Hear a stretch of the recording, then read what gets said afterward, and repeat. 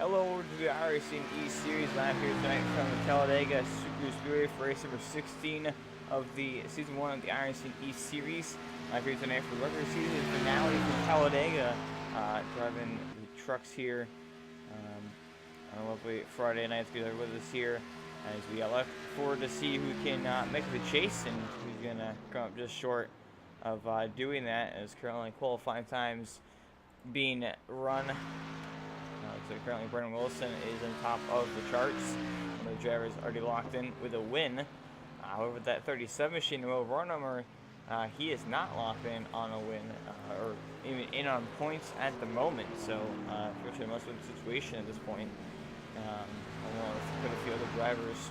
It's very interesting to see how that all plays out tonight. Of course, that'll be the biggest factor into everything tonight, to see who's able to make the chase and who's not. So the biggest goal, try to fight for that championship.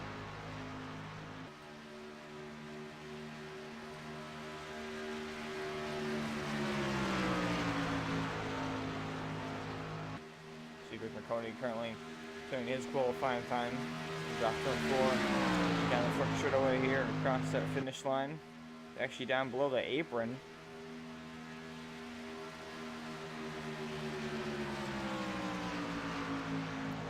Put him up to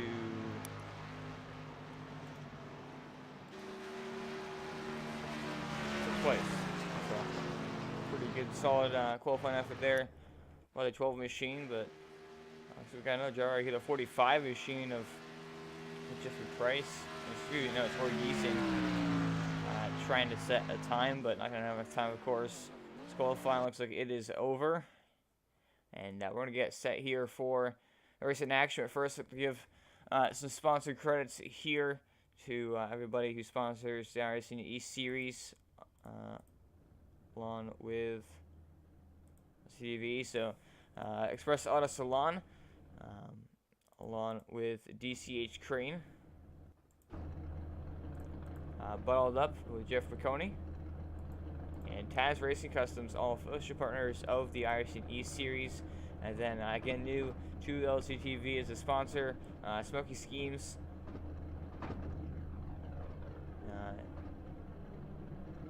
Any paint schemes, just look them up and give them contact them and make a paint scheme for you.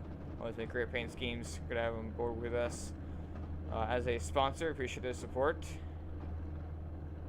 But currently here, go through the starting grid here just about a moment as we are going to set for tonight's action. So Brendan Wilson will start with the 501 machine on the pole, World Armor to his outside right there in the 37 machine. Again, needs a win to make the chase. For number 2 tonight, Wesley Johnson, the 24 machine, I believe, making his first career start here tonight, so he cannot make the chase either way because he's not good enough in points to make it in. Ryan Worley already locked in the win. He's currently sitting there in 4th place. Jesse Fox in the number 69 truck currently in or starting in 5th place here tonight. Marconi on his outside in the 12 machine. Taz Kessler, Brandon Dennis make up run number 4. Run number 5, Jason Papp in the 1 machine, and Jeffrey Marconi in the 76. Nicholas Wayne in the 90 machine, and Chris Ingles in the number 5 entry, starting right there in 12th place. Bobby Hash in the 30 machine to roll off in P13, and his outside Jeffrey Price. They make up row 14. Eric Reinhardt in the 7 and 10 entry there in 15th. Timothy Papp on his outside in the 777 right there. And the right field of qualifiers tonight, Rick Geeson in the 45. Last driver to qualify, Taylor Condo, Chris Etcheper, Russ Nash, Brian Buzard, Scott Leitner, along with Cruz Jr., all drivers not taking qualifying times. Of course, starting this race. So I'm going to pull up the points here in just a moment. Unfortunately, I yet again managed to forget to actually add it in. I can, however, just kind of read it off to you here. Looking at the chase standings, Cruz Jr. is in on 4 wins. Ryan Worley in on 2 wins. Jason Papp in 1 win. Brendan Wilson in 1 win, Chris Etcheper, Taylor Khan, Jeffrey McConey, Greg McConey, Jeffrey Price, and Taz Kessler all in on wins. Bobby Hash Eric Reinhardt, Dino Cross, and Russ Nash are all, I believe, at least locked in to the chase on points. Brian Buzard, Diego Vasquez currently in on points, and then Warren Holofield out by only 6 points from the top 25 in points. He does have a win, so if he gets the top 25 in points, he will get locked, or he get bumped into the chase. I'm not sure if Ron Holofield is here tonight, though. Unfortunately, it looks like he's actually not, so that might not be able to work out for him. But a little track info here for Talladega Super Series. Track length 2.65 miles. Current track temperature 97 degrees. Looking at Lincoln, Alabama. Look at the track weather here tonight. Pretty sunny skies for some racing. Air temperature 70 degrees Fahrenheit. Wind direction 5 miles an hour. It's the speed to the west. 4% humidity, 0% fog, and clear and sunny skies. Set up for a great day of racing here. As the pace car pulls his way down the pit lane, we got a long wait until we get to the green flag, though, as we go all the way through the travel at the slow 65 mile an hour pace car speed.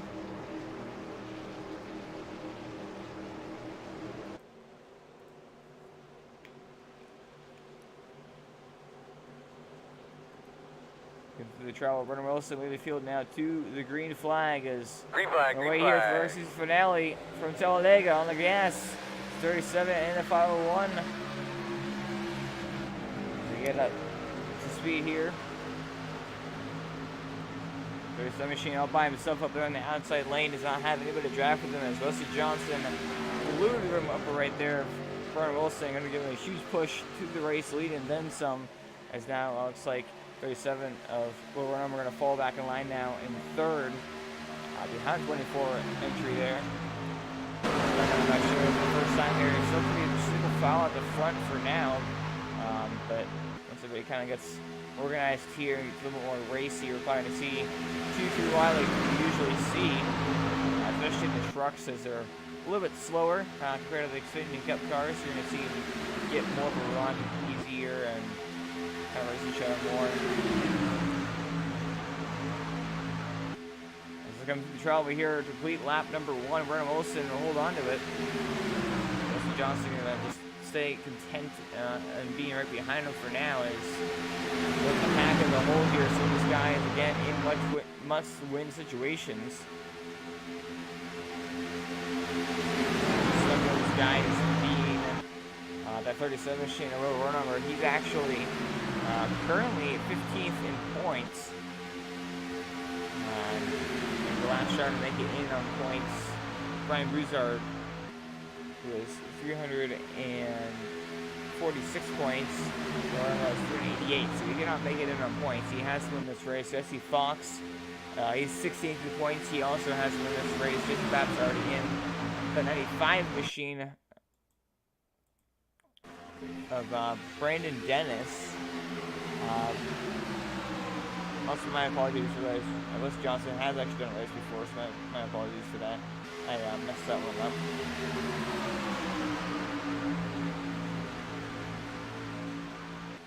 Brandon Dennis. Then we're gonna race for the lead here. 3 wide already, like I mentioned earlier. We're gonna go find 2-3 wide, and exactly what they're doing here. Wesley Johnson goes to the middle, and Wesley. Blue Romer goes to the top, set the right straight with Jason Papp, Wesley Johnson in the middle. And this is guy Jesse Fox pushing the 501 of Brennan Wilson, the 95 in the mix there. Brendan Dennis pushing these guys. So pretty big back at the front now. These guys are getting a little bit hairy, a little bit slicey and dicey here. As we come through the trail, we'll still 3x3 back to about 4th, 5th place. As we complete lap number 3 here. So far, no accidents yet. Keep it that way. So almost going 4 wide there. I see 9 set the race rate just a little bit, but I'll be able to hit on it now. It's a 95 actually. At least on the inside, to the inside of Wesley Johnson for the race lead. And go down that surely here. Get pushed by Brennan Wilson on the outside lane. Gets a huge run now.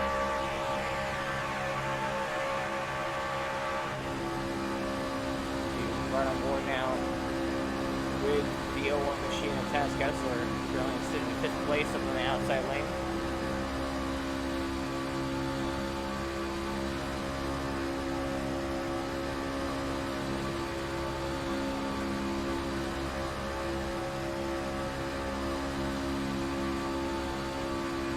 24 machine, Mr. Johnson, is going to lead that lap.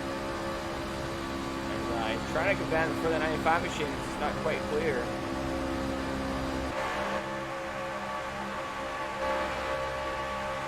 And we're now with Mr. Johnson. On his top side.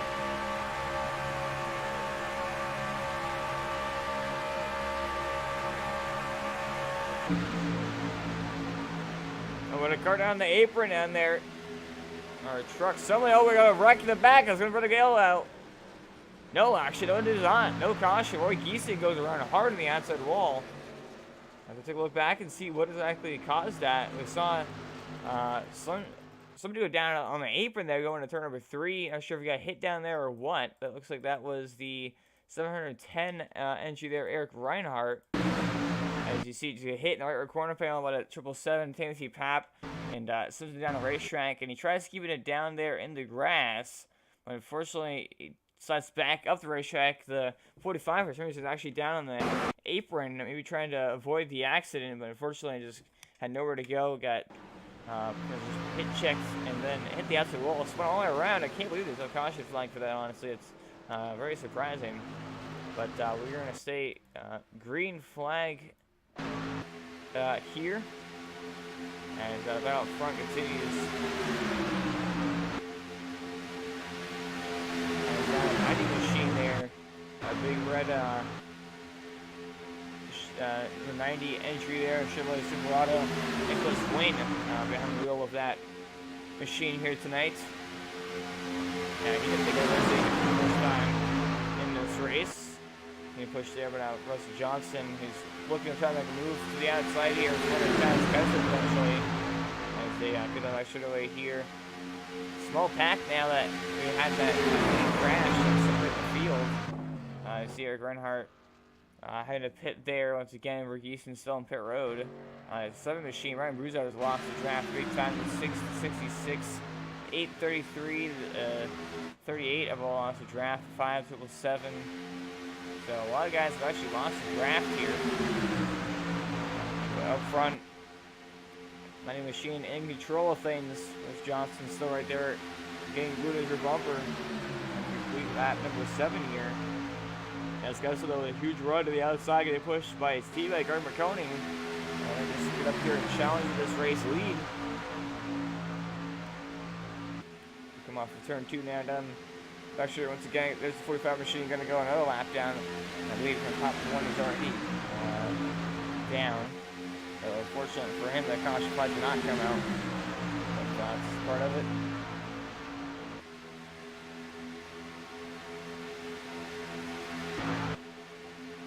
And up front, 90 machine Nicholas Wayne is still down there on the bottom, holding on the race lead for now. As we are approaching double-digit laps here.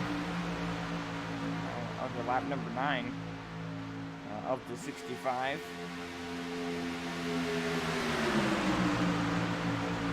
I guarantee you, once we get towards the end of this race, you're probably going to see some more caution flags fly, if I can speak it today. Everybody trying to win the race to make it into the chase. They know this is the last ditch effort. They don't have their chance to make it into the chase. After this race, next week, we head to Talladega once again, so this time in the Xfinity cars. And everybody with a win, top 25 in points, and then the rest of the top guys in points filling out the field of 16 drivers in the chase. It's pretty interesting for sure to see Taz Kessler and Greg McConey getting pushed up here to the race lead. Again, teammates.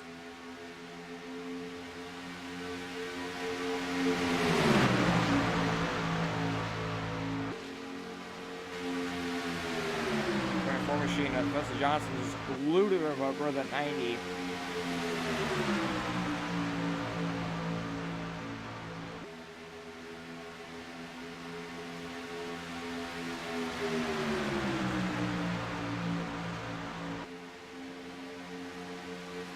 And there's this other shit where I'm going a lap down there, the Hello Kitty truck. Coming through the trail over now. Where Wilson is kind of caught up to this outside lane.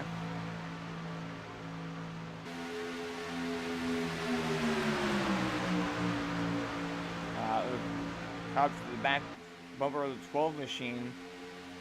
He's going to help out this outside lane here, being 3 trucks instead of just 2. He's not quite able to get right through the bumper yet of Greg Coney to really help push the outside lane forward. They're kind of just relying on the side draft at this point in time to try to carry them forward, or at least keep them up there.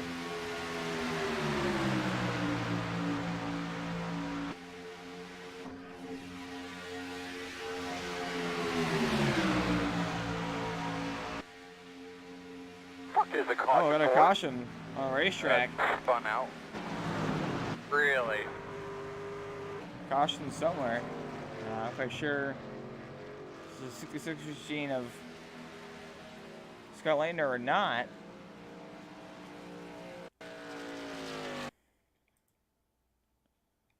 I'm going to try to go back and look to see. Oh.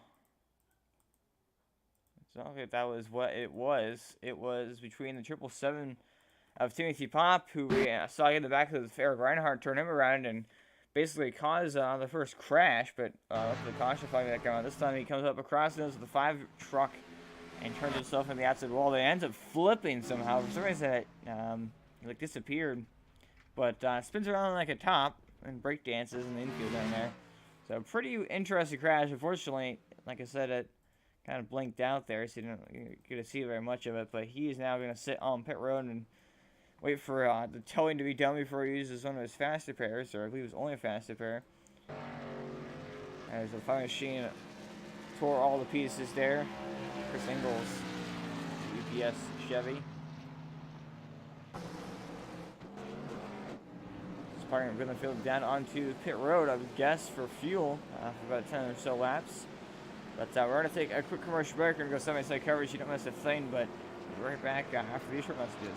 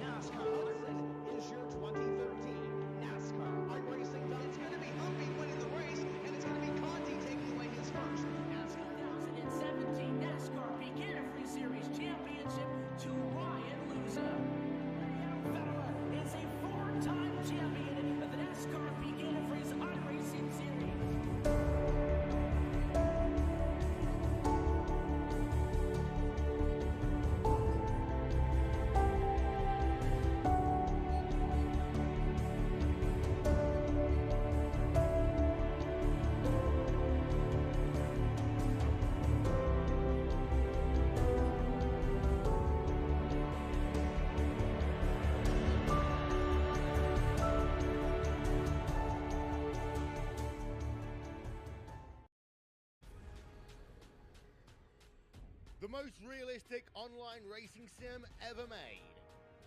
This is iRacing. Detailed laser scan tracks, fully dynamic real-world cars, and over 50 series to choose from. 6 online world championships offering over $100,000 in annual prizes. This is the original esport racing game. This is iRacing.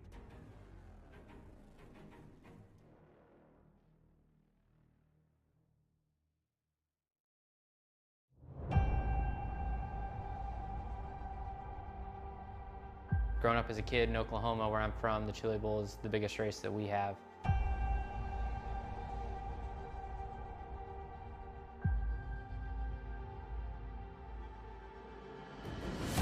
The Chili Bowl has kind of been my favorite race of the year.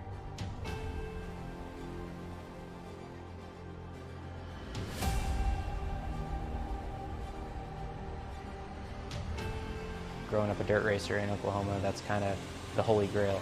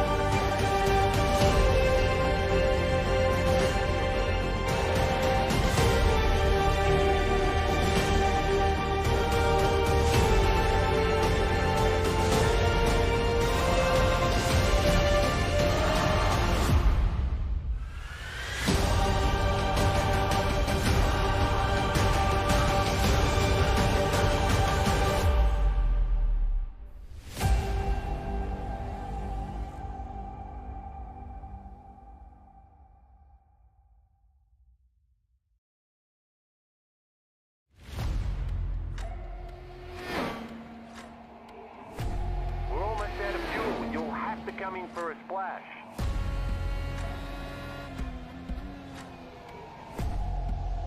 Three, two, one, now.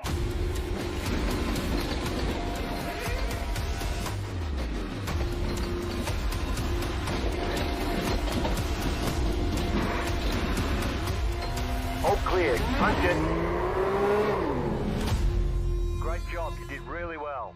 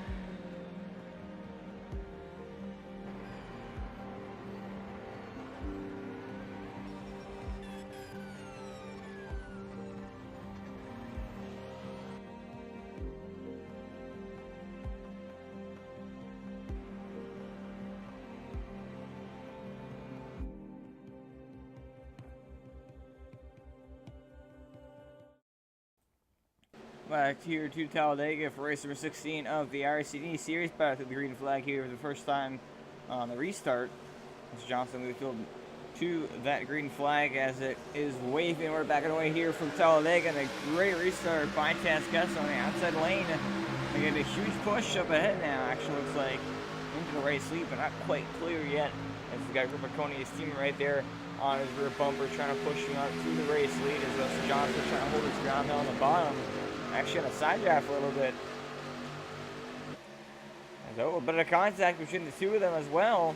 The 01's are actually going to get the run off of the corner, and that should give him, I was going to say, they're going to race lead the 95 now. Got right through the bumper of that 24. Rusty Johnson now is going to push him. Give him a huge run here, and maybe even give him back the race lead. Up here, turns 3 and 4. Through turns 3 and 4. And then into the tri-oval here. 24 has the lead for now.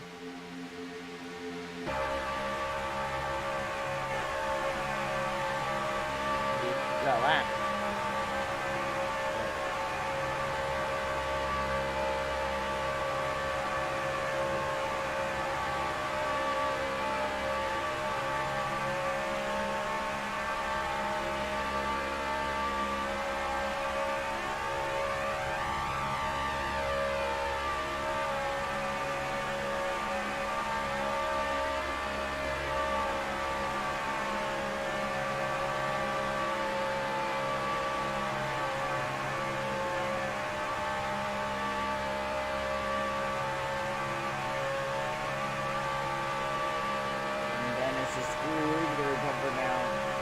Rusty Johnson pushing it up through the race lead and ahead of the pack.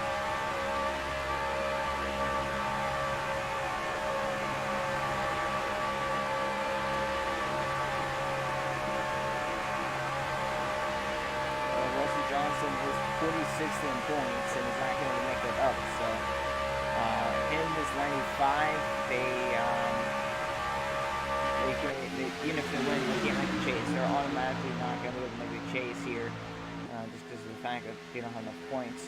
However, Greg McConey has Kessler, Jason Pat, Jeffrey McConey, all the rest of the guys up in here all do have wins that have locked them in. But Hash does not have a win. However, he is currently third in points, which is a lock. As far as that goes, Wilson is locked in on a win. The 90 machine, excuse me, 90 machine of Nicholas Wayne.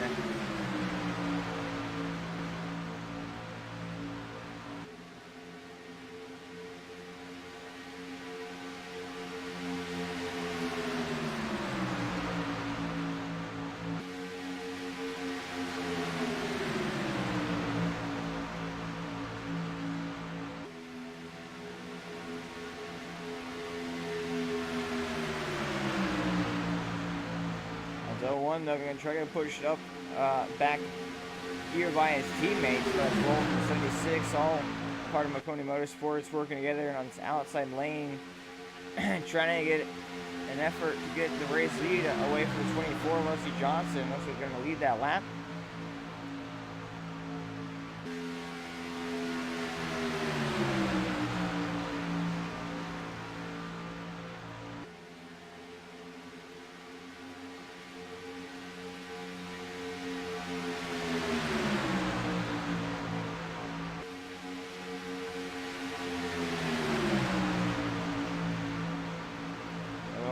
Turn number 3, the 01 and the 24 are dead even.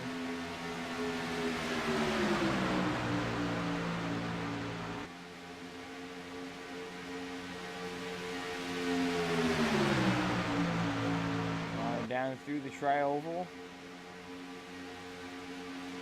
That's our finish line. 24 is going to do that lap.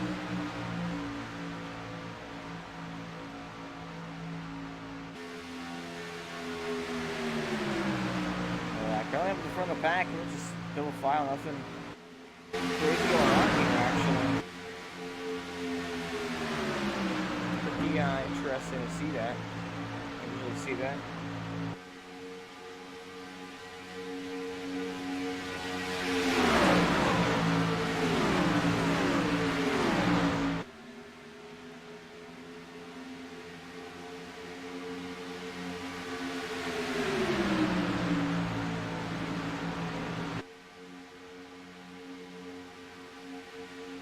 Charlie here once again.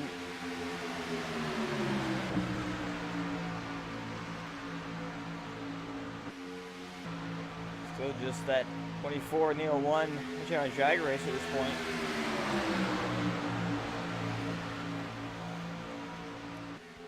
But again, you look through this field here. There's that 90 machine sitting right there. I think that's good. I'm not sure if he has done a race yet, actually. On the results, he's not actually. I'm pretty sure this is his first career start, so good to have him join the series here. Maybe a little bit of a full chase, but always complete for it next season, of course. So.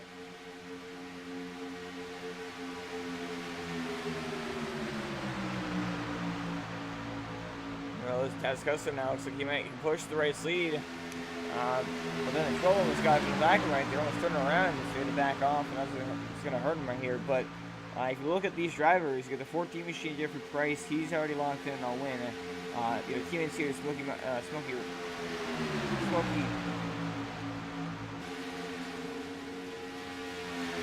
Smokey Mountain Racer. Okay, that's correct the first time. Sorry about that. My apologies. Jeffrey Price is locked in on a win. Will Rurnheimer is in a much-win situation, and Ryan Gurley is actually locked in on 2 wins, including one of which was last week. So, look at these guys in this, you know, up in the front here. It's pretty interesting for sure. Chris Edgegar, he's in on a win, so no worries for him. That 5 machine, however, definitely is not. Chris Ingles actually is. Oh, we have a caution flag. Oh, there's a wreck up in the front of the packet, and it's out for, it looks like, the 26 machine of Ryan Willie is involved. Rurnheimer tore up Jeffrey McConey. It looks like it must have been right in the very front of the pack. As Rurnheimer was trying to get off of the banking there, he's kind of stuck on that. I believe I saw Taz Kessler as well involved. That is crazy. We're looking back through the field, and actually now, oh, we got cars hitting each other under caution. As 777 machine hits the back end of the 66 of Scott Leitner. This is about the second caution flag of the night. I'm not really sure what that was about right there. I think it maybe just been him checking out for the pace car and him not really noticing. But I try to look here at the leaders. Looks like Taz Kessler is actually okay. It was behind him that the crash started. So you're going to see right here. Wesley Johnson, so Taz Kessler got clear of Wesley Johnson, pulled down in front of him for the race lead. Wesley Johnson tries going through the middle to 3 wide to try to go for the race lead. Taz Kessler blocks up the racetrack. He then 24 responds by going up the racetrack further.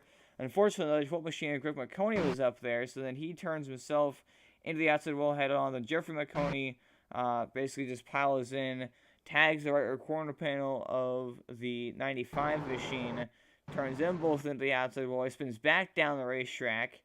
And then you see the 90 has a hard hit in the inside wall. He was running really. We saw him blow up, and it looks like, oh yeah, he was trying to get down the racetrack to miss the accident. And unfortunately, not only did he tag the right rear of Will Rurnheimer, which then sent Will into a spin with some damage, it also destroyed his truck. And that was a pretty wild accident there. We're going to take a look at it here from on board with the number 12 machine. You see just camp a little bit, that's all it took. And the outside wall he goes, and he's back down the racetrack trying to, unfortunately the steering's probably broken and it's all messed up, and unfortunately the 90 machine gets taken out as well in that.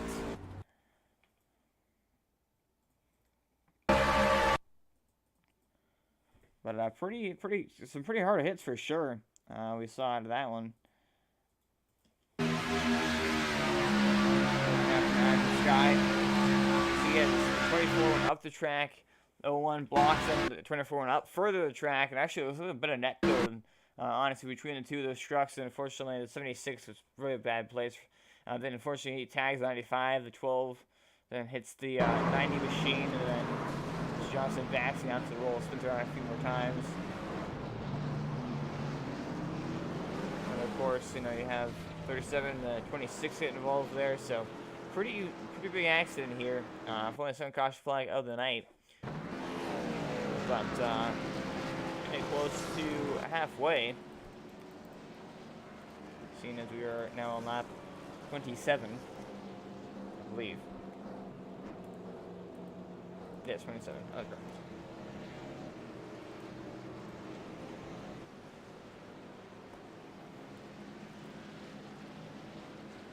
Trying to see here, Scott Leitner. Scott Leitner, he is actually 12th place in points. So he's 12th place in points. The final spot in points right now is Diego Vasquez. He's the last chase spot. The gap between the two of those drivers is only 5 points before this race started. So he very well could actually make it in here, Scott Leitner, if he gets around, if he's able to beat Diego Vasquez. Diego Vasquez actually, I'm not even sure, is in this race. I can check just a second here. Diego Vasquez, no, he's actually not in this race. So he's going to miss the race. Ryan Buzard is already 3 laps down in 22nd. So he's basically not going to do well the rest of the race. So we actually have a lot of guys here that could very easily make it in the chase because of just guys not showing up, and it's going to cost them chances of the championship here. So, yeah, because Diego Vasquez is not here, so he's basically going to get knocked out by Scott Leitner. If Spooner is in here, he can't fight for a chance. Valentino Crossa is here. He was 8th place in points, so it's going to be close for him.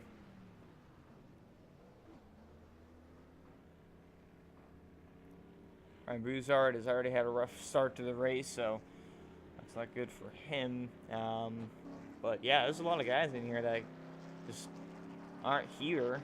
That could really easily change and shape things up pretty different here.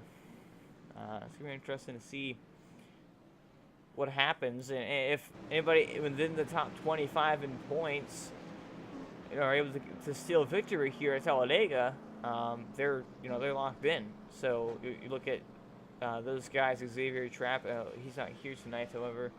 None of the other guys are actually here. In fact, hardly anybody here in the top 25 in points without a win already.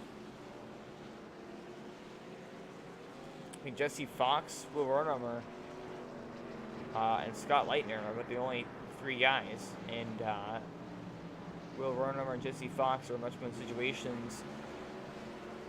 Scott Leitner is basically, he's actually already pointed his way in since Diego Vasquez is not here.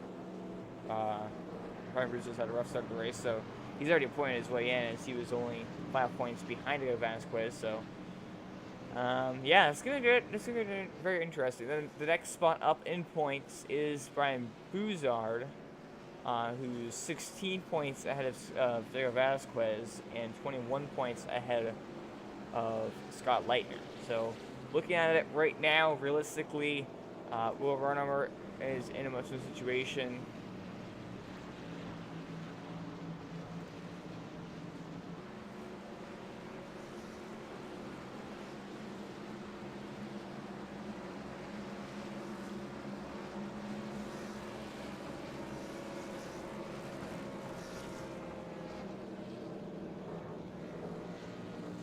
So currently, yeah, so Will Runhammer, Jesse Fox, both must have been in a situation.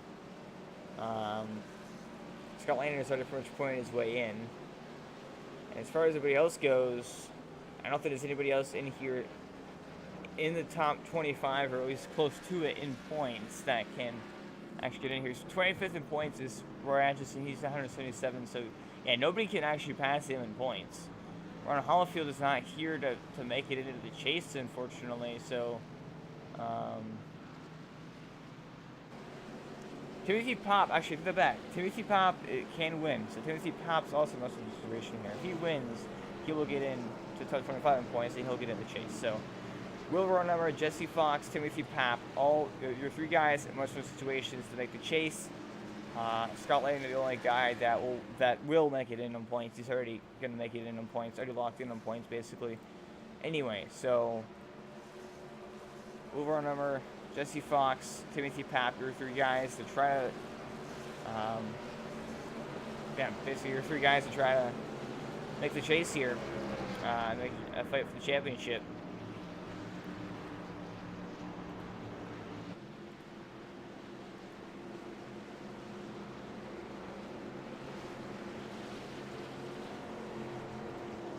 But it's Papp, the number 1 Monster Energy Chevrolet Silverado entry there.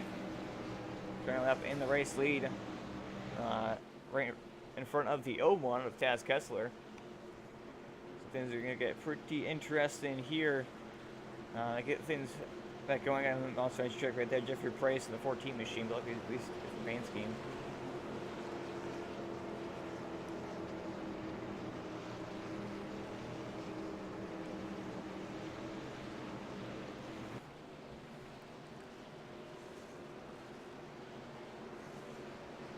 Pace car makes his way down onto the safety of the pit lane. And getting our just back to roll through the trial hole. That slow speed before mashing the gas, getting her back up to 200 miles an hour. And we're trying to see how aggressive these guys get on this restart. They feel like it's time to go yet, about halfway, getting towards the end of it. We're going to see what everybody thinks here as the green flag is going to wave. Back on the way here once again for Talladega, so you can run a lap 30 now. Just happened to get a jump on the restart as the machine Bobby Haas actually having some connections just up in that top side of the racetrack.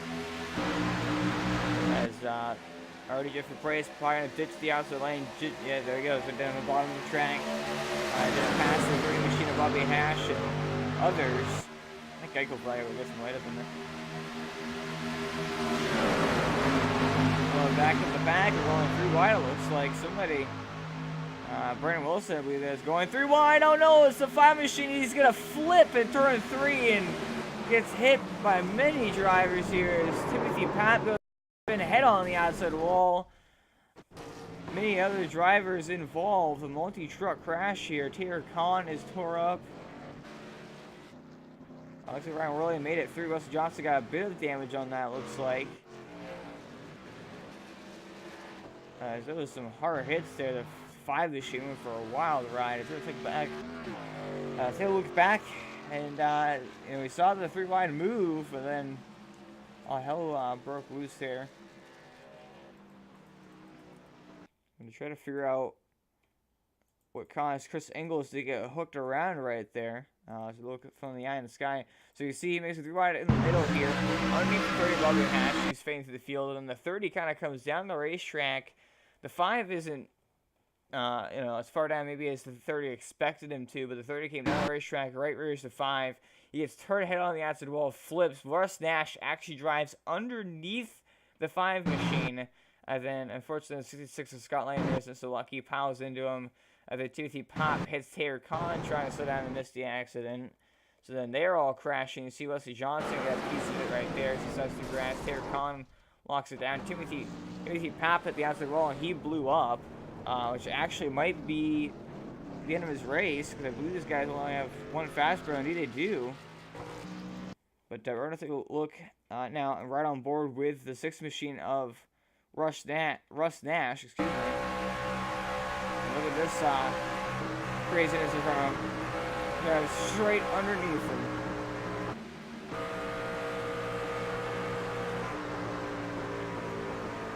That's pretty interesting. Look at your windshield. You see a truck midair and you're able to drive right on underneath it. But that got pretty crazy pretty fast. Chris Engels, excuse me. Definitely got his pilot's license there. For the real time now. Just, oh man, wow. Launched up in the air and then unfortunately right down in front of traffic and everybody's spinning and trying to miss him. Everybody's going everywhere. But take a look here and see. Looks like Timothy Papp actually does I think that was his last fast pair. So I guess he did not use one early in the race. That was his, he just used his fast pair, so. Pap. Now with a brand new race truck, but no more backups, I should say, for that 777 machine. So again, in a must-win situation to win this race here, he has to win this race. He wants to make the chase, and it's gonna be close even if he does make it. As far as if he can make it the top 25 in points, I do believe that he will, just because of the fact that we're just saying that other guys pretty much ahead of him in points aren't here. The gap is about a 20 or so point gap. It's gonna be pretty close to see if he wins. If he will make it in. I'm pretty sure he will. So he's basically probably feeling through his head right now and knows that he needs to get his victory here and get a clutch win to make it into the chase.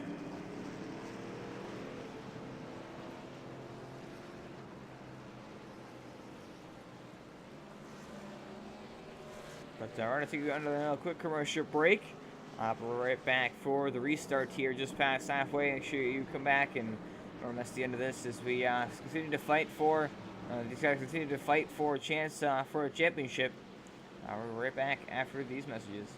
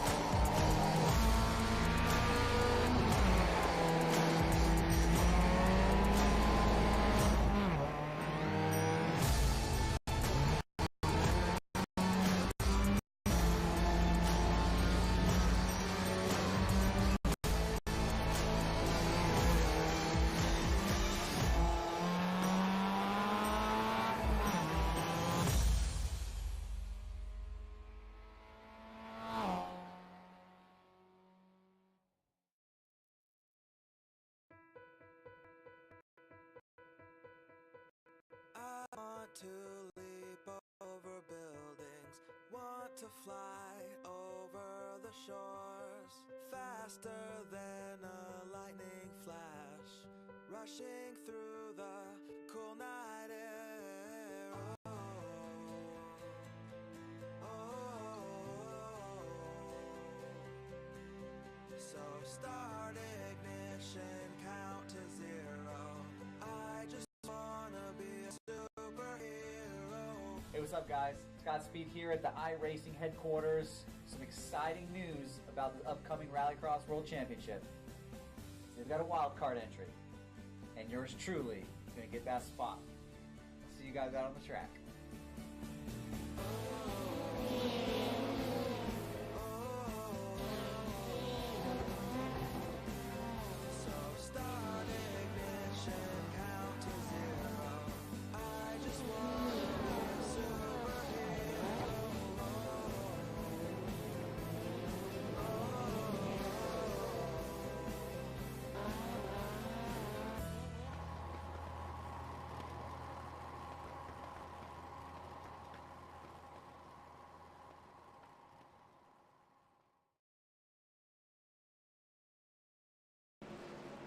Welcome live here to the Talladega Super Speedway for race number 16 of the iRacing Series. We're season finale here in the trucks. Decide who's going to make the chase and who is going to not make the cut. As so a little bit past halfway here. Look at the race summary so far. So we've got the green flag here in about half a lap. Laps completed 33, laps remaining 32, so literally almost right halfway point. I've had 9 lead changes, so we've had 9 lead changes so far in this race. Only 3 caution flags in total. So pretty good race so far. As we're gonna set to take the green flag here once again. Jason Papp in that one machine. We filled back to that green flag.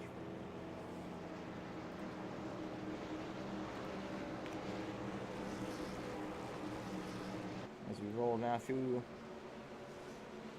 the exit of turn 4, and actually official Ford Mustang pace car pulls down to the apron and then soon to be pit road here. We're getting set to go back green flag racing.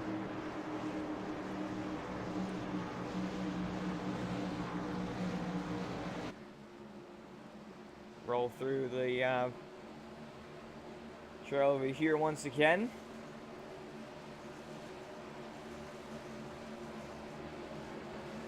The green flag is gonna wave. There it is.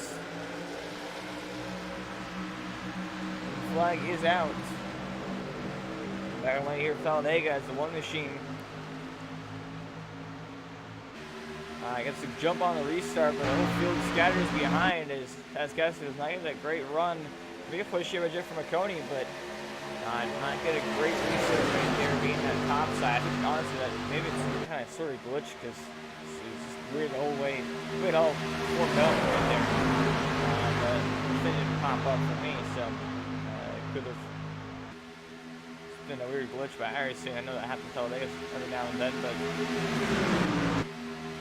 Back in pre-race stage, Vermos is now on every bumper of Jason Papp, but might be a little bit hungry for the race lead himself, and wait and see. Looks like indeed he will make a move to the top side of the racetrack, do in front of that 01 machine of Taz Kessler, get that run and try to get that push up ahead here as we get 30 laps to go now.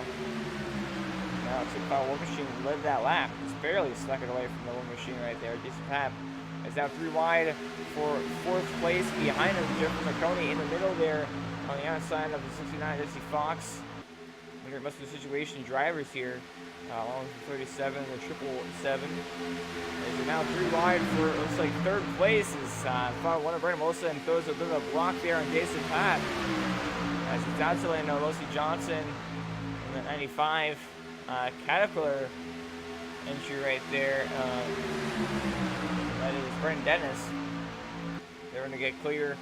Of that middle lane, jump that into that middle lane, basically. It's now just the outside lane, and we're going to try to go side by side now with the power 1 of Brandon Wilson and the whole rest of the inside pack. For now, it's just the 2 of them up there.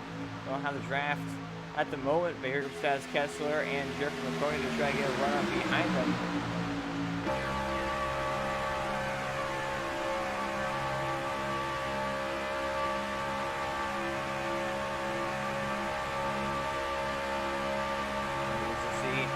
Wait, so the back bumper of the 95. It's getting a run there, and it's getting closer to it. Maybe they'll do it right here, actually. Just get that run up to the back 95. It's going to hump it out to the lane now with 4 trucks being up there. Maybe Jason Papp might be joining this group if he gets clear and gets to go for a run to do so.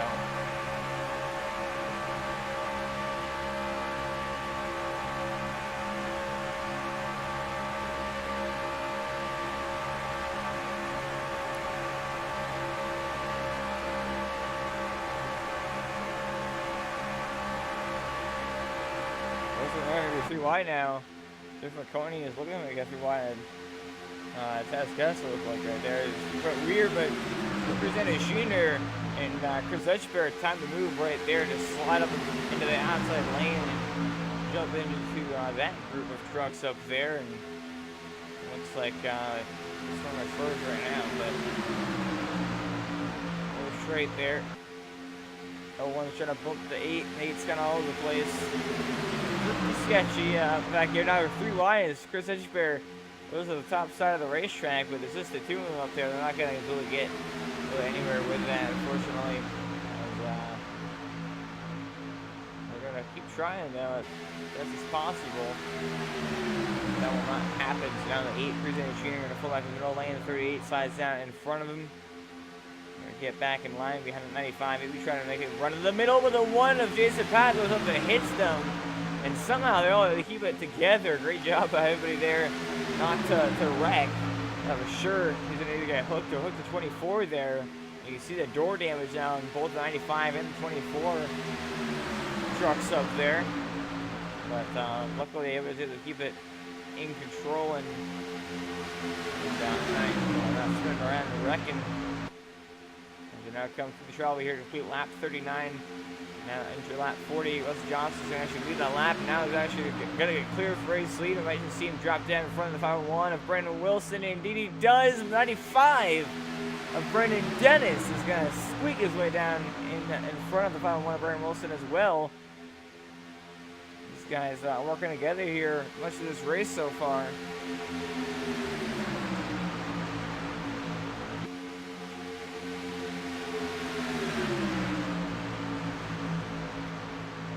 Now that's something no. Brandon Wilson responded to the move to the outside in front of the 38 of Chris Edgebear. As now he's going to try to get a run up to the top side.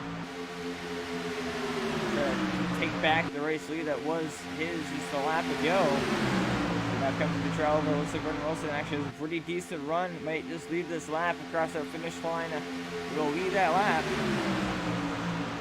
No lead changes, excuse me, on the board. Is now he's going to get clear of Russell Johnson, slide back down in front of that 24 machine. Is now Chris Edgebear going to be the man up the outside lane, trying to charge his way up to the race lead here. Box it in, Russell Johnson, so he can't quite play leapfrog game here at the moment. That's Lane's finding for it up. We're going to truck around though. That's the 501 of Brendan Wilson, race leader. It looks like maybe in the inside wall. Indeed it is. Brendan Wilson hit the inside wall right there at the very end of his spin. I'm not quite sure what exactly happened. Let's take a look back at the replay here. Look from the chopper cam. It looks like he was kind of drifting up the racetrack, and Wesley Johnson made an aggressive move down to the bottom of the racetrack, snuck his way down there below him, totally illegal, and he actually held his line next to that yellow line. So Brendan Wilson just came down in front of him, not knowing he was down there, or thought he was clear, or was trying to block late or something there. But unfortunately for him, he's gonna get the worst of it. He spins to the inside wall. Luckily, it's just the back end of the truck and not the front end. But still quite a bit of damage, and obviously now has lost the draft. So basically, we're gonna have to rely on a caution. But at the very least, you know, it's not like he got an echo turn or something. He just came down across his nose, misjudged it. But that's kind of actually spread out the lead pack here a little bit. I'm not quite sure what actually spread out this lead pack, as Wesley Johnson's back here almost getting turned by Bobby Hash. But they're 3 wide. Pretty big mess back here. I'm surprised we do see the yellow flag again, but somehow Chris Edgebear managed to get to the race lead, and these 3 trucks have kind of pulled away a little bit from this other pack, which is interesting. I'm not quite sure what exactly we missed when we look at the replay there, but 38 is the pros. Chevrolet Silverado ahead of the field, getting pushed there by the 8 machine of Cruising Machinery, that cars.com truck.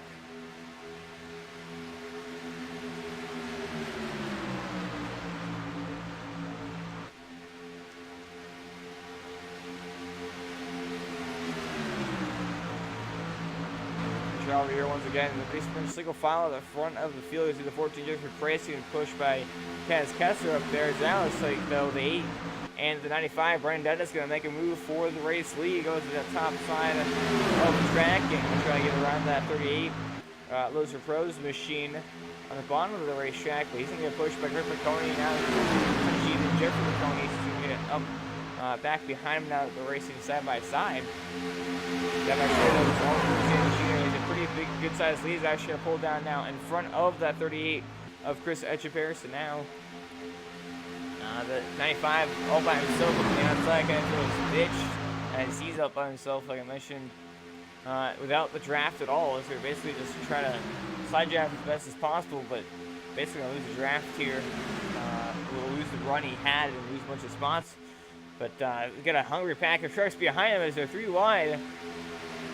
Taz Kessler trying to go in front of that 24 of Wesley Johnson. We saw him try to block him earlier, and that ended up resulting in a crash and pick up the 24, the 12, the 26, and others, along with the 90 and a couple other guys, 76 as well. So we're interested to see 20 laps to go. If we continue to see that kind of aggressive blocking it seems so far. About one turned himself.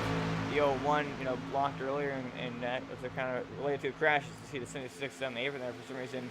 As, it's on the side of the racetrack, the 30 gonna go around, and that's gonna be a huge wreck at turn number 3. 37 of Will Ronomer all tore to pieces. Jason Pap, he is destroyed. He's sitting down there in the grass. Engine is blown. As that 30 is also destroyed. I'm not quite sure what happened to the 37, if he towed or what happened to Will Ronomer.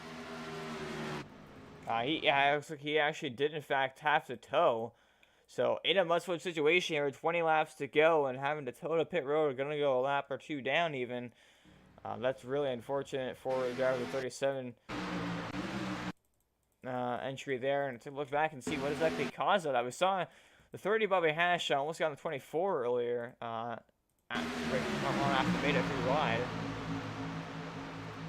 And see, just can't tell. Look at the traffic cam in here. So he's on the outside of Taz Kessler. And it looks like the 30 just kind of... it looks like I should race it instant. The 01 of Taz Kessler came to the racetrack just a little bit, but the 30 came down quite a bit. And it was just enough for them to go for the same real estate, get together. The 30 Bobby Hash, unfortunately, goes up, hits the outside wall, pancakes that, and then basically out of control, comes down, hits the 37, the Will Ronomer. He then, gets knocked down the track into the right rear corner panel of one of Jason Paps, and then they all go up into the outside wall, and wow, Ryan really get pretty lucky right there to get hit in the door. To basically escape, I know the meme, but major damage. So we're on aboard with the 26 machine of Ryan Worley. Greg McConey actually lost connection. And just now reconnected, so that's unfortunate. Greg McConey actually going to go laps down now.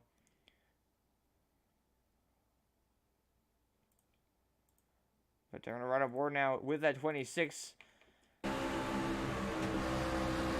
They're all checking out the inside, and the next thing you know, truck goes around, and he just got hit in the right door pretty much. That's where he got hit. So nothing like that's going to affect his speed at all. Looks like he's actually going to sit on pit road and take the little optional damage that he was given.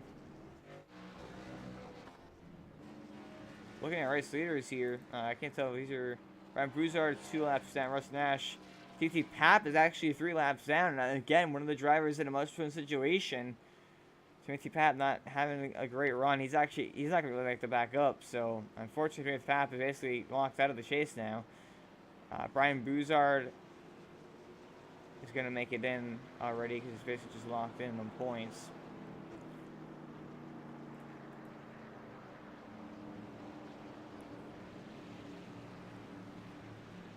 Basically, the chase is going to stay the same at the moment, except Diego Vasquez is going to get knocked out. Scott Leitner is going to get in.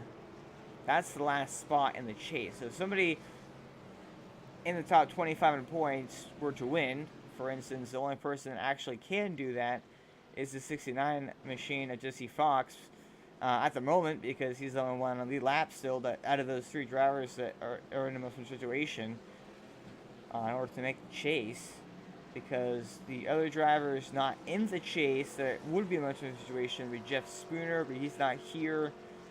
Nathan Hall, he's not here. Jay Spears, he is not here.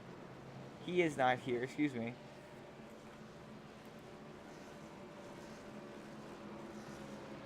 Xavier Trapp, Donnie Lee, or Atchison.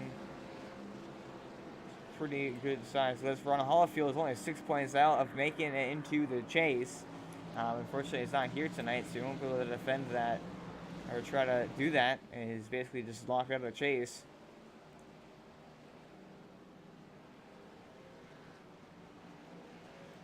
Jesse Fox currently in 5th place. Like I said, the first driver. He's in a situation. As you see the 14 machine, Jeffrey Price up in Rice lead here tonight. First time he's been in the lead. See if we actually can't get a word in with him here with this caution flag. Jeff Price got happy. Yes, sir. What's going on?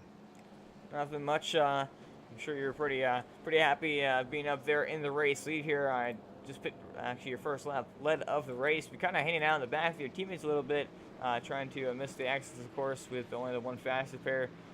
Not much backing for you guys to have. So, and of course, with this being the last race, the chase, you already have a win, so you're locked in. But a lot of these guys do not. So, how do you feel like the intensity is going to pick up here towards the end of the race? Yep. For the first part, I appreciate my teammates helping me out. I've pretty well lost the draft a couple times, and they've dropped back to help me get back up there.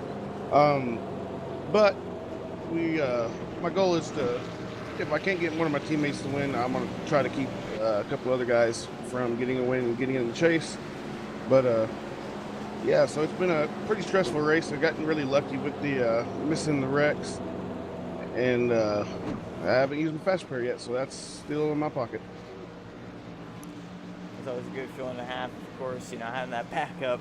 Compared to a lot of these guys, I'm sure they most of them don't, at least. We've not seen a terrible race, but I think it's the 4th caution flag, so it's been a good race so far, pretty clean and nothing too crazy at the moment, but still under 20 laps to go. What do you feel like it's going to take to try to get the victory tonight? It's just going to be a little bit of a passively aggressive. I'm about 90% sure I'm going to lose the lead here.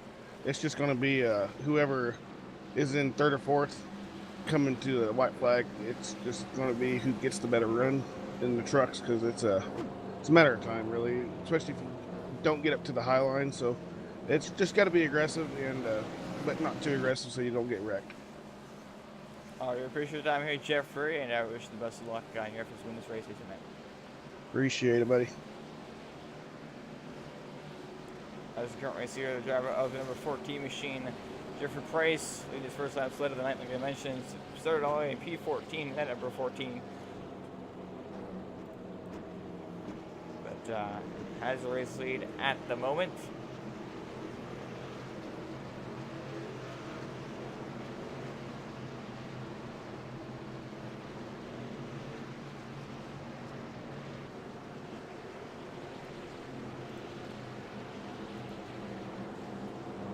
Look at the laps leader. It's only going to be 16 laps to go when we go back green. So 3 cautions, and it would end under the yellow flag pretty much. Of course, assuming we'll have 3 cautions back to back to back, which I don't think we will. I think we're honestly going to have probably one more caution here. It's probably going to end the race, I feel like. But never until it's over. We've seen a lot of green flag finishes here in the iRacing Series. Talladega, and we've seen pretty chaotic ones and all that fun jazz. It's going to be very fun to watch. I'm definitely looking forward to this one. And they tend to see everybody trying to get the win before the chase, try to get into the chase. Unfortunately, though, I don't think we really have many of those guys. Of course, Will Barnum are teammates actually with a 14. He has rejoined the field, of course, after getting involved in that crash. He is 1 lap down. So, looking at it here, he is currently, I believe, the first truck. Rick McConey's the first truck lap down. Rick McConey's the first truck lap down, so they're going to race forward with a free pass. You see the 12 machine. He lost connection, actually, so he's having also just as bad as luck, I should say. So they're right there pretty much next to each other, so it's going to be interesting to see how that plays out for them. But, back up at the front here. iRacing.com, push for us, pace car ahead down onto the safety of pit road here in just a few moments. It's going to go down the apron here and then figure out that it's going to go down to the pit road here, and then we have to wait all the way through the trial for the 14 machine to be able to mash that gas and get going here. As Cruz Pair One of the guys who usually see a front runner here in the iRacing series, whether at a mile and a half, a short track, or usually the Super Series where we're usually at, but he's always a front runner nevertheless, and he's looking to try to get his second win of his career here. As the green flag is waving, we're back away here once again. As we're now on to lap number 50. Jeffrey Price has to jump on the restart. Chris Hutchberg hanging right there with him. Taz Kessler attached to him. Taz Kessler, his teammate Jeffrey McConey up on his inside right there. And to Jeffrey really on the inside, but Taz Kessler actually going to ditch Chris Echeper, and falling out in line behind his teammate Jeffrey McConey. As there's Jesse Fox in that 69 entry. The only driver coming on the lead lap that is in a must-win situation that can make the chase. You're going to see him probably pull something pretty crazy here, of course, as that's his goal is. Wesley Johnson works his way through the field here, actually going 3 wide through the middle, now pushing Chris Echeper after he got pretty much left out to drive with the 01 machine. Actually now pushes Chris Echeper almost to the race lead, it looks like here. Maybe, it looks like, yeah, Chris Echeper actually going to take over the race lead now as Wesley Johnson got a huge run, just pushed that 38 machine all the way to the race lead now as we're going to have a bit of block going on 3 wide now for the race lead. Wesley Johnson, they were going to get clear of Jeffrey Price, but he's actually not going to move down in front of him. So now Jeffrey Price can take that inside lane. Chris Echeper gets faded or kind of knocked out of that middle lane now. Is Alan Wilmer going to fill that gap. Again, he's racing for the free pass of the 12 truck. So he's over for a caution and doesn't get involved in here right now. So that way he can get that lucky dog and get that second chance again. Also in a must-win situation. So if he's able to, the caution does come on, gets his lap back, he's going to be in a fight for a chase spot here and join his teammates who are both in the chase. Meanwhile, Wesley Johnson getting pushed once again with Brendan Davis as they work together all race long. Oh, with 37 though, we're going to get turned down the racetrack, and they took out somebody else with him. Maybe Taz Kessler. This it was. It looks like Taz Kessler is going to get back going. They're actually both going to get going and stay green. Unfortunately, though, that is going to hurt the 37 machine big time there. Again, racing for that free pass spot. Needed a caution while he was in that spot. Racing the 12 machine for it. And 90 looks like he just got in there for a corner panel of Will Runner. Bumper hooked him down the racetrack into the 01. Great job of both of them to lock it down and keep it from hitting the inside wall. 37 actually split it back in the right direction, which looked pretty cool, not gonna lie. But unfortunately, well, it looks cool. Style points don't really count for when you need a race win and you get your lap back. So unfortunately, it's gonna call it an accident, having to tow now and then getting bumper hooked, and basically not gonna always get the lucky dog. If we do get a caution here, and I think this. 2 cautions in the race, so unfortunate for one number, but he is basically got chances to try to win the race now, as Brendan Dennis still going to get pushed by the 90 machine of Nicholas Wayne to the race lead now, and Wesley Johnson has got shuffled out. As you see right now, 95 is almost clear of the 14. Looks like now he will get clear. The 90 actually going to maybe try to ditch him here and go to the bottom of the racetrack. 95 is going to try to block. And that's the 90 is Nicholas Linden is actually going to fall him down the track right there. So work together a little bit there. As 95 going to pick up the lap lead, give us another lead change now. As the 12, Greg McConey again. He's a lap down, racing for Lucky Dog. But he's actually racing nobody now. As we're going to take it out. So he's pretty much just hoping for a caution here so he can get his lap back and try to get into this thing. He took his lap back the hard way, but unfortunately, of course, he's still going to need a caution to get back caught up to the back end of the actual lead lap trucks here. But not currently getting pushed by Chris Echeper. 3 wide through the middle. It goes Wesley Johnson, but Jeffrey Price actually came up the racetrack and basically hit checked him right there and shut the door on him. He's basically just said, no, you're not going to take a free wide on me, and basically forced him out of that. So it was pretty interesting right there. So now get 11 laps to go. 95 is loving this right now because he knows that 12 is a lap truck, so he doesn't have to worry about losing this lead or the win if it came down to it here to this 12 truck. He wants to just he wants it to stay double file like this, so that way nobody can get around the 95. It's just pretty much a perfect position for Brendan Dennis right now, excuse me, as you know, the 12s again not only not racing in position, but nobody can pass because of the fact that they're basically, you know, he's basically blocking the outside lane from having to run here. So it takes 3 wide.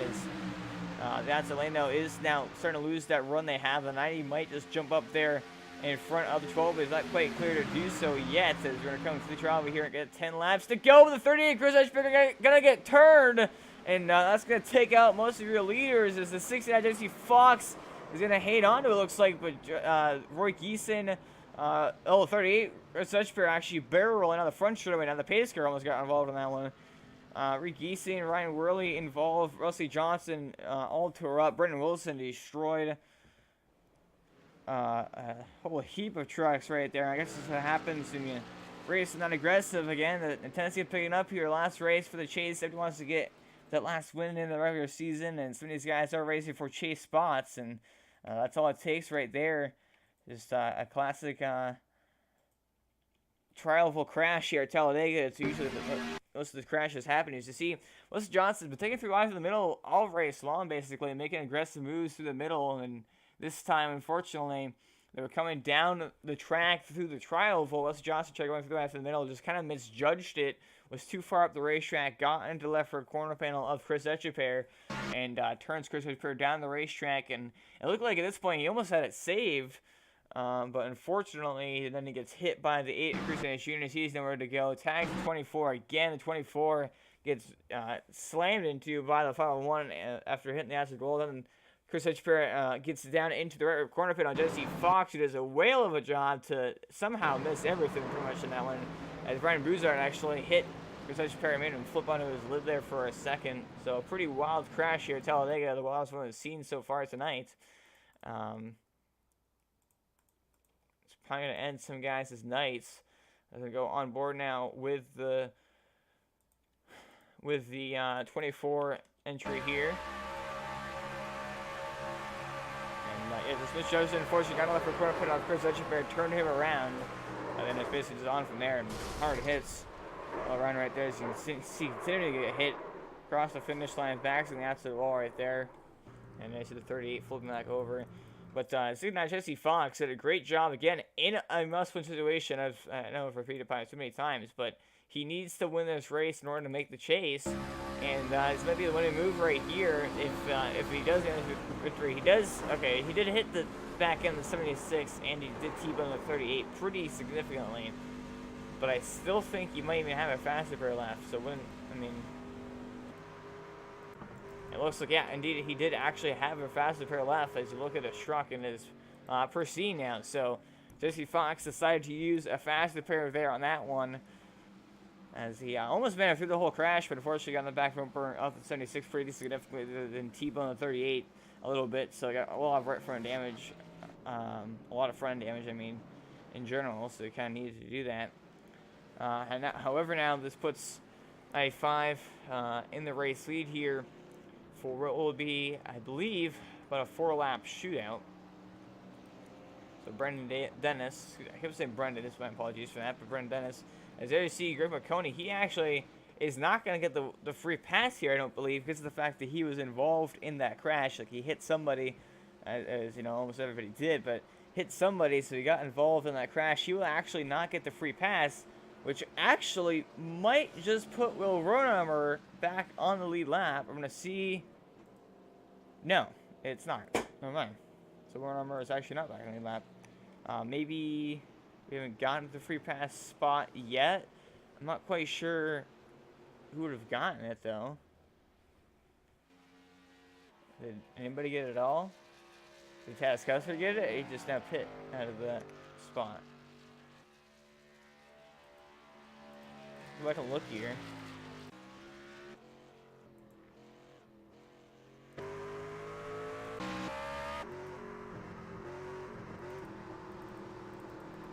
Jason Papp is actually a lap down now. I guess he ended up, yeah, after he hit a toe, I forgot about that. So, it's Papp's also a lap down here. I'm not quite sure who's going to get the right around here. It's supposed to be Johnson's going to go a lap down because he's sitting on pit road after having to tow, and I think his truck's actually entirely destroyed anyway. He's had a fast bird basically, so I'm curious to see. Really honestly, I don't know. As far as who's looks like Coney's catching the field here, but 12's not gonna get it. The 1's not gonna get it. 37's not gonna get it. I'm not quite sure who, if anybody's gonna get the free pass here. 37 of Romer's on pit road now. There's a Timothy Pop, 3 laps down, so unfortunately not contention for this one. But to look down, do a little run down through the field here, basically. Brennan Dennett in the race lead here currently in the 9.5 entry. Got Nicholas Wayne currently in second place. Rick Eason having a nice run in third place. Got some left side damage on this truck, but nothing too bad. I don't think that will affect the speed too severely. It looks like it's pretty significant left for corner panel on the right front as well. But Russ Nash currently in fourth. Then you have Jeffrey Price in the 14 machine in 5th place there. Chris Spirit in 6th place with the winner for that raw ride. Cruz Initiator in 7th. Jesse Fox again needs to win this race to make the chase. He's currently in 8th. Ryan Worley in 9th. Kaz Kessler in 10th. Taylor Khan in 11th. Then you have the Jeffrey Coney in 12th right there on pit road. And then 13th is Greg McConey, a lap down. 14th is the Pap, a lap down. Then you have 15th is Will Runomer, a lap down as well. 16th, Vernon Wilson, who's going on a couple laps down actually. Russell Johnson, 17th. The rest of these guys, several laps down, are taken out of the race basically.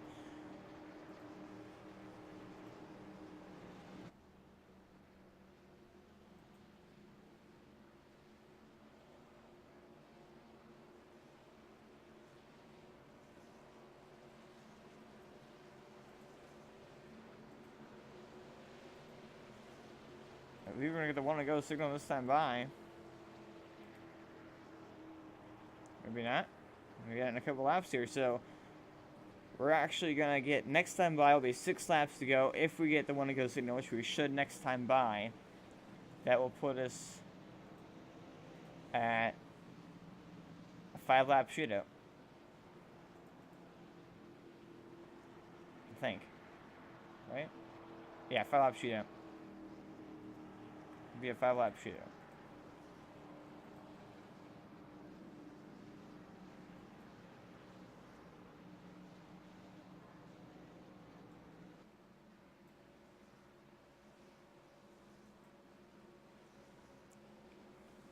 Running Dennis here in the 95 Caterpillar machine.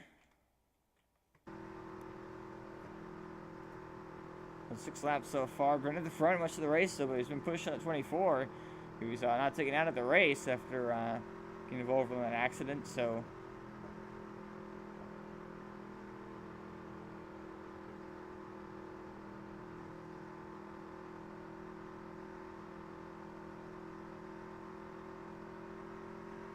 Going to be interesting to see here for sure, the 5-lap shootout. Again, of course, if we see the caution flag fly, the race will end under the yellow, which we might just see. And this is going to pick up here massively. Brandon Dennis, of course, cannot make the chase, as this is, I believe, it's just his first career start. So, and go down here just in case you are just now joining us, and show you who is in a situation to try to make the chase and who is not. So basically, the actual only driver that is not already in the chase and has a chance of making the chase mathematically at all is Jesse Fox in the number 69 machine. He needs to basically just win this race to make the chase, and he's in. He needs to win this race. Cannot make it on points. He has to get the victory, lock himself in the chase. So we might just see what he's able to pull off here.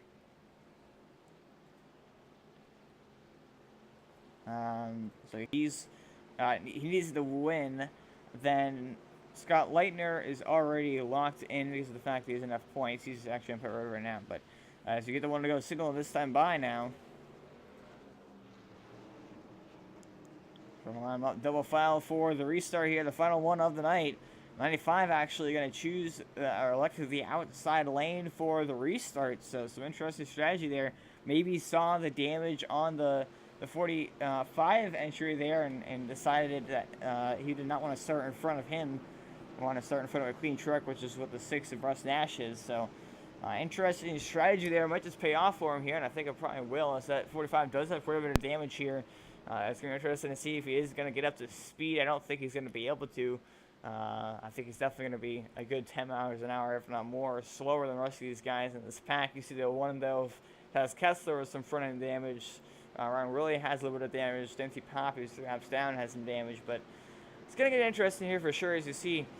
One driver that we're looking at primarily for the chase, I've said it about 100 times, so that's 69, Dempsey Fox, right there in 8th place. And you never know what could happen. You can very easily get it. It's not hard. Talladega in 5 laps to go from 8th to 1st. But it's also just as easy to go from 1st to 8th. You gotta be very careful, gotta be very smart, and be very skilled at. It takes a certain kind of talent. Everybody says plate racing is super easy. Well, in comparison to it, typical track, yeah, it's pretty easy and gives a lot of guys that don't usually have a chance at most racetracks a chance to win the race. But it still takes a special kind of talent to do all of these plate tracks. It's not like you just be a terrible driver and go out there and win the the Daytona 500 or race at Talladega or something like that.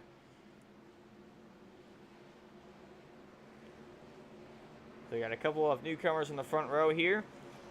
Brandon Dennis, Nicholas Wayne in the 95 and the 90 trucks there.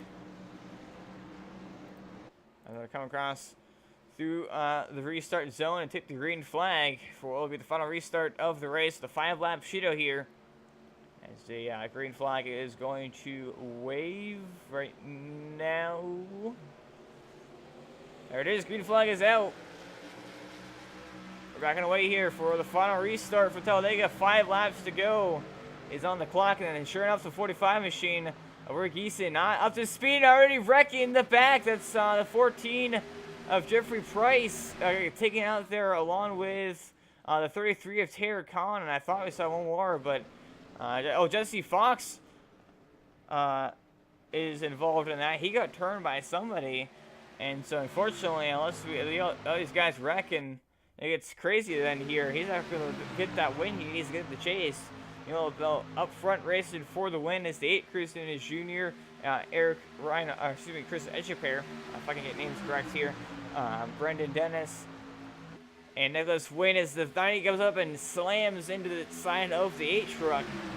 But then they'll regain control and keep it all cool and collected, if you want to call it that here. These guys are extremely aggressive. Taz Kessler trying to go through the middle right there, and he was having none of it. And shut the door right on. I thought he was sure he was going to turn himself. But 4 laps to go. No caution flag in sight. We saw that crash in turn 1 already take place, but no caution resulted from it. And now the 12, Greg McConey going to push his teammate Taz Kessler, trying to get him the race win here. Again, Greg McConey a lap down. And not racing these guys for the win, but he's going to try to push his teammate to that win nevertheless. Part of McConey. Motorsports was going to turn him instead, and that's going to bring the caution flag out. That will end the race. Brendan Dennis will win as it ends in a huge crash in turns number 3 and 4. Pretty much the whole rest of the field involved in that one. And I'm definitely sure that's not what he wanted to do there. McConey a lap down and trying to push his teammate Taz Kessler to the race win, and unfortunately he ended up bumper hooking him instead and taking him out of the race.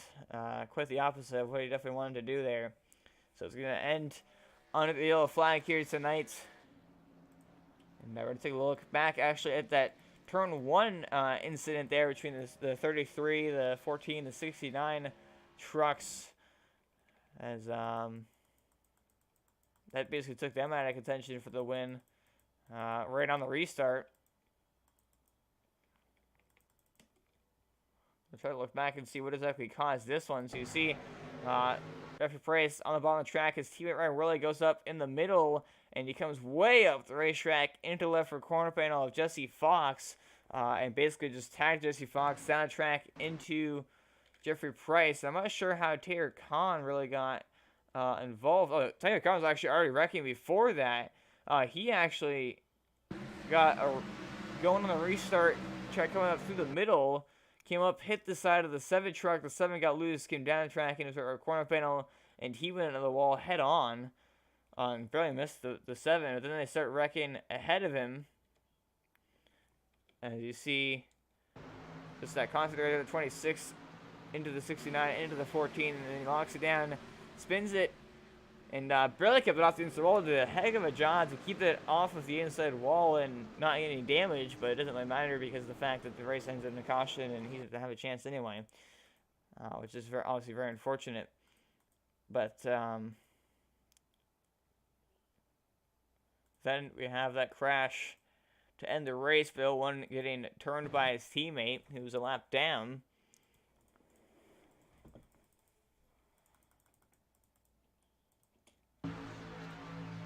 See right here, Tony just trying to push, and unfortunately got left for a corner panel of the 01 entry and turned him down the racetrack into the 8, into the 90.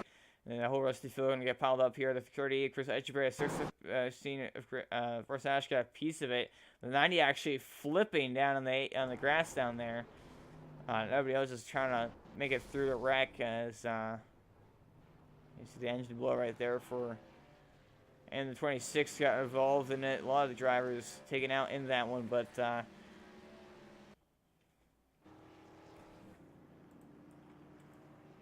2 laps to go now for the 95 of Vernon Dennis to complete his first career start here in the iRacing East Series, and along with that comes his first career win. So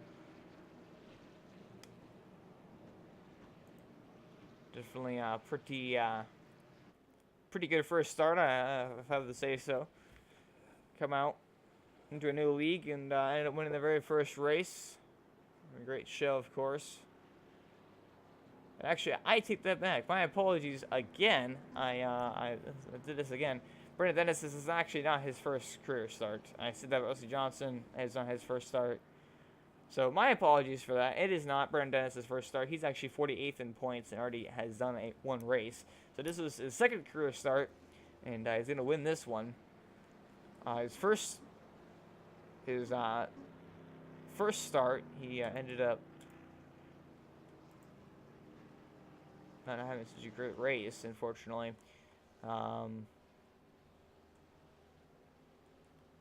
But this one is going to be a very different story. He's going to come across the finish line to take the white flag here. He's just going to pace around the track for one more lap to really complete it.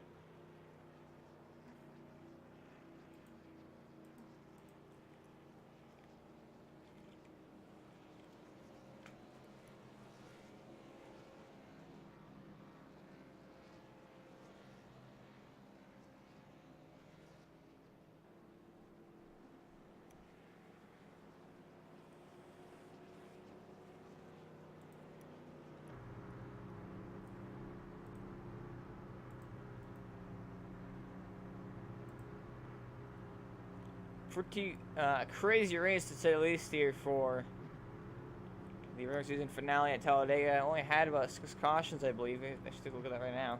I got 6 cautions at all, so pretty good race overall, I would say so. Unfortunately, it's going to end under the yellow flag. Not what we always want to see, but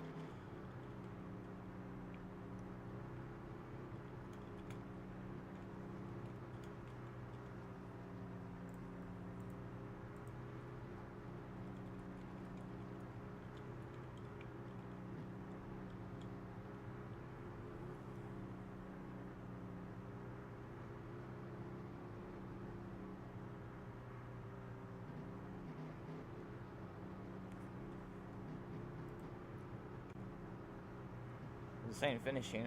Close there.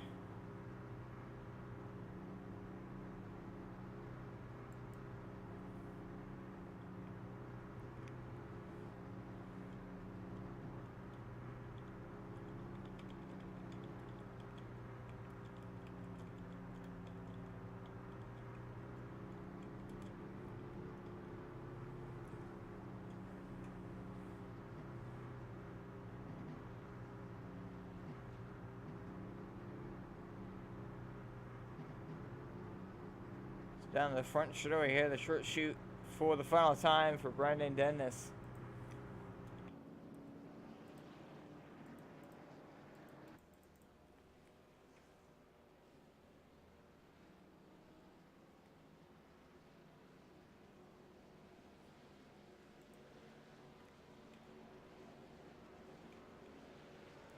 Across the finish line, Brendan Dennis is gonna win here from Talladega, race number 16. We're gonna see the finale falls into his hands as he's actually gonna might pull off the track here and just tow. All right, maybe trying to join the team speak or something there. Not quite sure.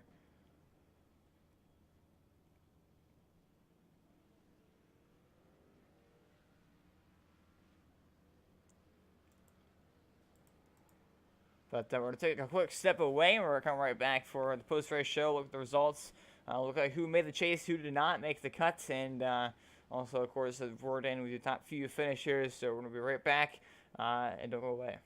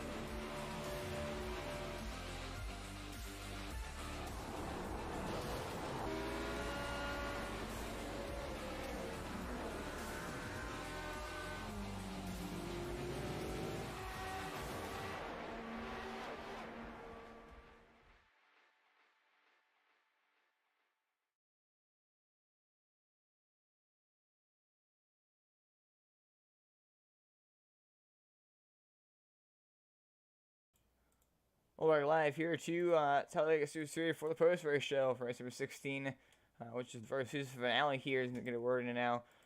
And with your top few finishers, as first finisher Chris Edgeberry, we're in the box booth now.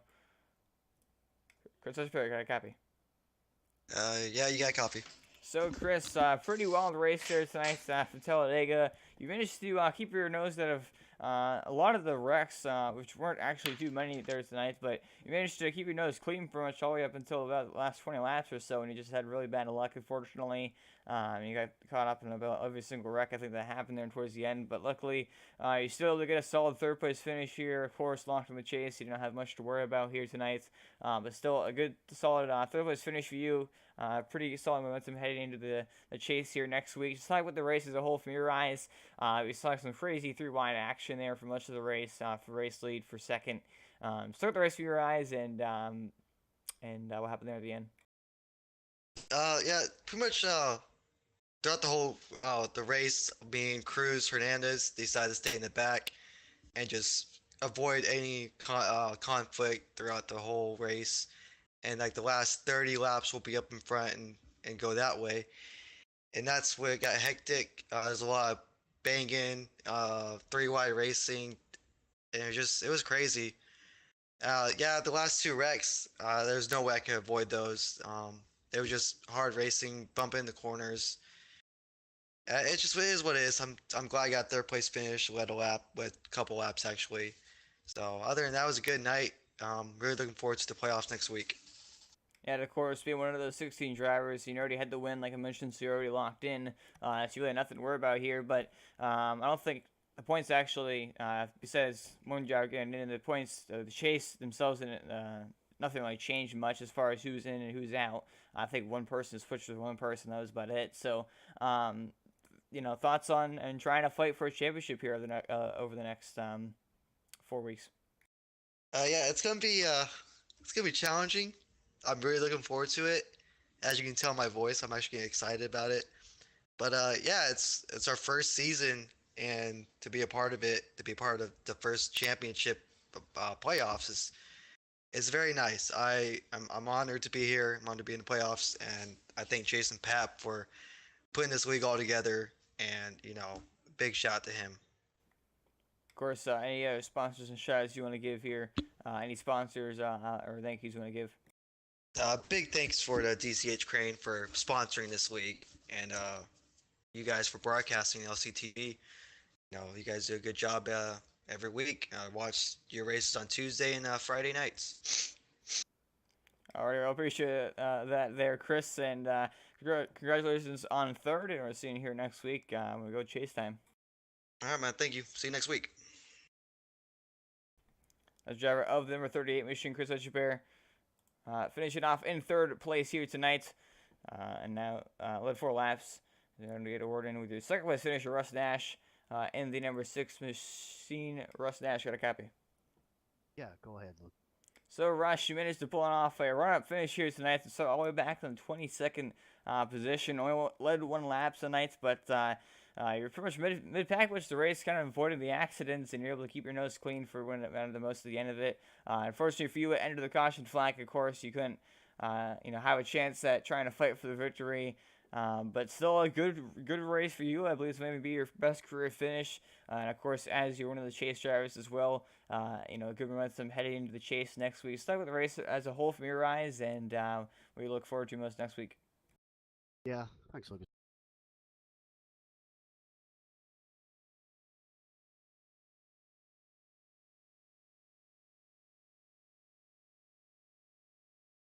Try to stay in the back.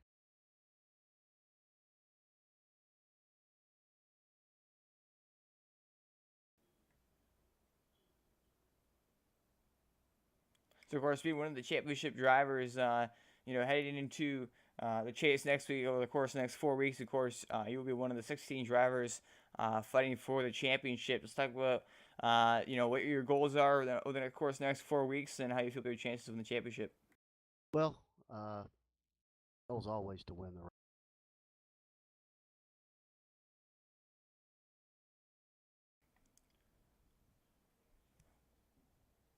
Alrighty, any shout-outs and thank yous you want to give here after your second place finish? No, just broadcasting, Lucas.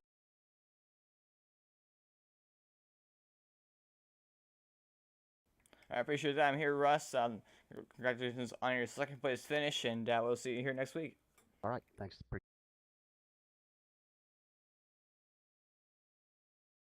As other number 6, Mr. Russ Nash. Fortunately, I think he had some connection issues there. It was kind of cutting in and out. But either way, your second place finish, Russ Nash. Again, one of the chase drivers as well. But one of the non-chase drivers still in victory here tonight, Brendan Dennis, in the number 95 entry. Brendan Dennis, got a copy?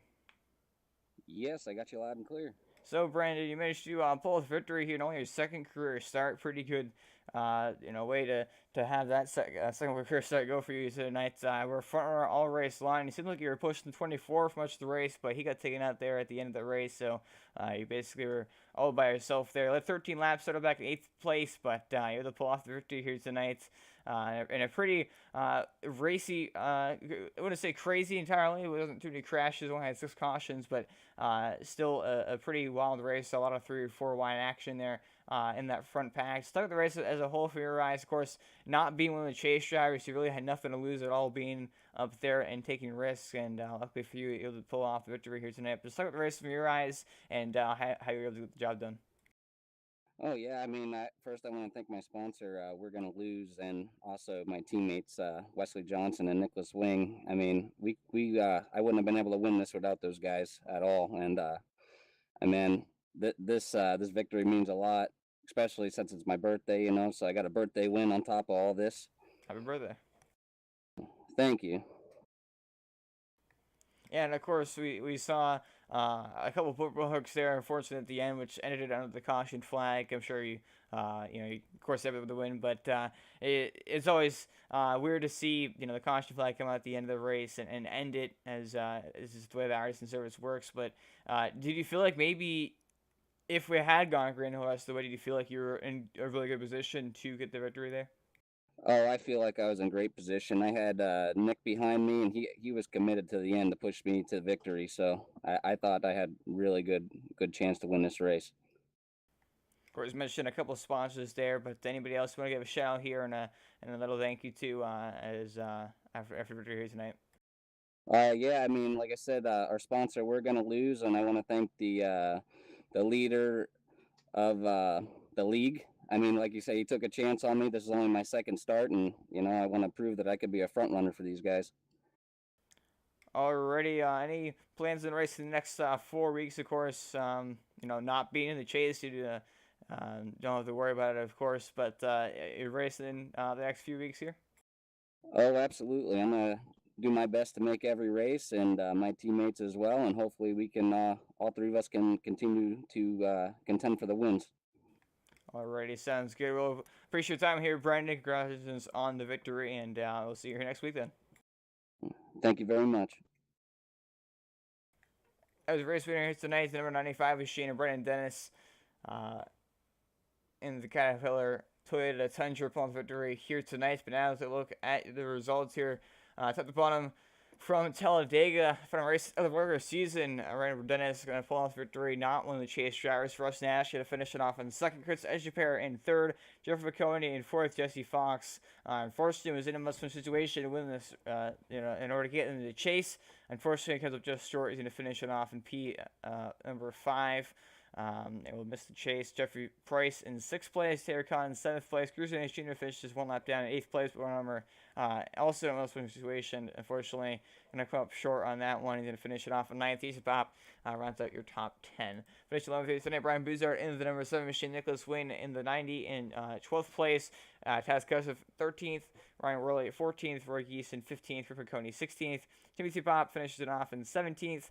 Also in a must-win like the chase, and he unfortunately got the job done. Leslie Johnson was in front of all night long, but was really aggressive at the front of the pack. We saw a lot of great racing from him, but unfortunately he misjudged it, turning 38 and caused that wreck and got taken out in that. Brennan Wilson finishes it in 19th, and Bobby Hash rounds out your top 20. 21st here tonight, Scott Leitner in the 66 machine. He actually makes it into the chase just by starting this event, because of the fact he's only 5 points behind Diego Vasquez, and Diego Vasquez did not make the race here tonight, so Scott Leitner actually points his way into the chase.